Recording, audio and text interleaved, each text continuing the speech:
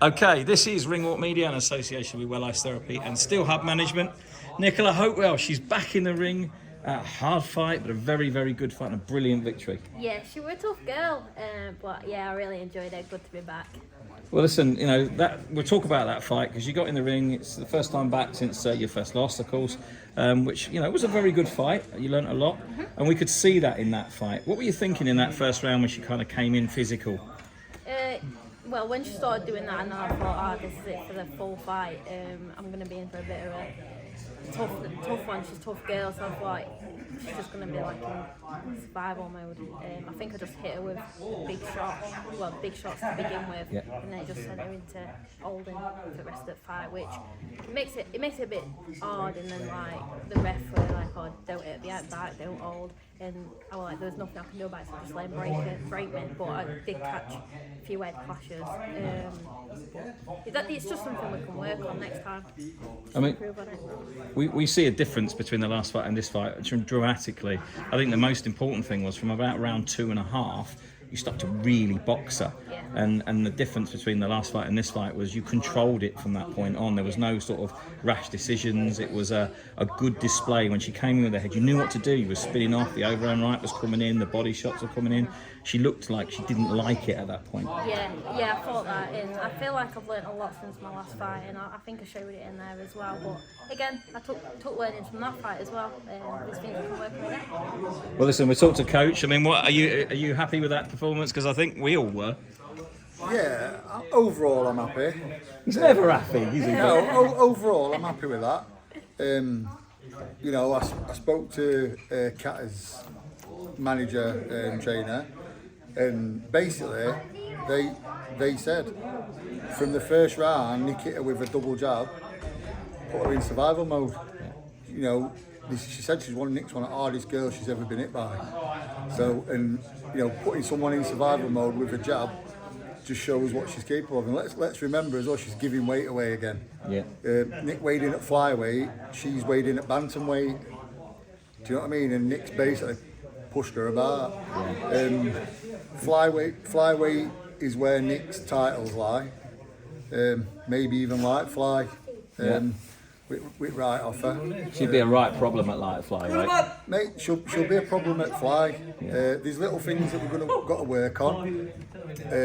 You know, up close.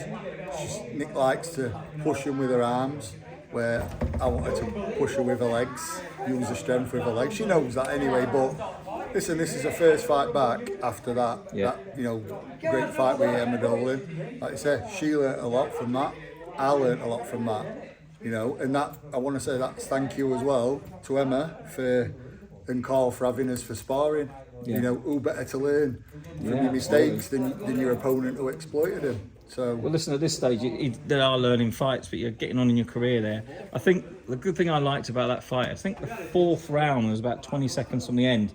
You caught her with an uppercut, and she was wobbling. What did your coach say to you in the corner at that point? Because I could probably see that little glint in your eye. Yeah, I think you said the same again, didn't you? yeah. But yeah, and mixing it up a bit, I think I did that a bit better on this fight as well. Like, I don't feel like I headhunted as much as I usually do. I think I'll learn a body a bit more. I think I'll mix it up with the uppercuts a little better. I think you looked a lot more athletic and a lot stronger out there, and you looked like that last 2 rounds. You know, she was really hanging on there, but you didn't panic. You didn't sort of go for the big blast. You was very sensible. Did exactly what your coach would be telling you to do, I'm assuming. And I mean, that display to two different displays from our point of view, watching it. It was 100% better, and I'm quite positive for the future with these fights. So yeah, million percent. And you know, I did say I was going to point this out as well. This girl, Kata, she fought Amanda Serrano's signing, Crystal Rosado. That's right. Who was an Olympian, I believe. Yeah. And Nick's done a better job. I'll be totally honest. This is no disrespect to Kata. Nick didn't get out of first gear, and if she did, she went into second for a couple of rounds. That's it. But there's a lot more to come. We just got to refine it, put it into practice. Well, I'll tell you what a great venue as well. 600 or 700 people out there tonight. It was packed, and you were very, very well received, weren't you? Yeah. When I saw the amount of people down there, I was actually quite shocked. I didn't think it was going to be actually as big a show as what it were, and the reception I got down there, and even just going down to watch that last fight, and people like congratulating me, and they didn't even know me, so I thought that was really nice. And there was a lady down there that had never seen a female fight before, and she's gonna book it more. So yeah, I think really well received down there. And listen, of course, all your sponsors and your fans, they'll come out every single time. Don't forget one. He's whispering to you. Don't forget one. No, give him a little. Give him a little mention. Yeah, so first of all, my uncle Stephen, who couldn't make it tonight, so that's for you. And then my sponsors, so if it weren't for them, I wouldn't have been able to box tonight. So first one is Ebanie Bridges, who were here tonight. She sponsored me. So big shout out to Ebs. And then my workshop sponsors, so I've got BRS Electrical, 7 Core Electrical, the Mallard Pub.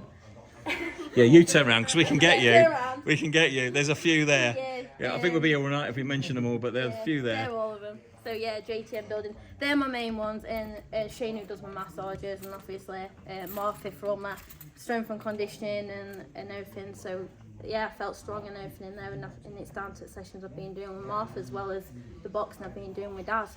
So yeah, thanks to them guys. And of course, your fans, everybody that follows you, they always have a good following. Yeah. A great night from them, and as another Saturday night out watching some good boxing. Yeah, big thank you to everyone who came as well, because I mean, it was 3 weeks' notice, and I still brought quite a few people with me tonight, and it's like quite far away from workshop as well. So yeah, big thank you to all them guys.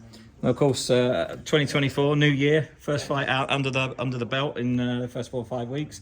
I'm assuming this year it's going to be, get out as much as you can, activity, and keep going. Yeah, that's what I want. I'm better when I'm active, so I just want activity. Yeah. Well, listen, if you keep boxing like that, I think you'll find yourself on a bigger show very, very quickly. It's been great to see you back in the ring. A really, really good performance. You should be very pleased with that one. I think you are. Anyway, I know your coach will want more, but that's what coaches do. That's what they're supposed to do. It's always good to see you. Congratulations on the win, and we'll see you next time. Thank you.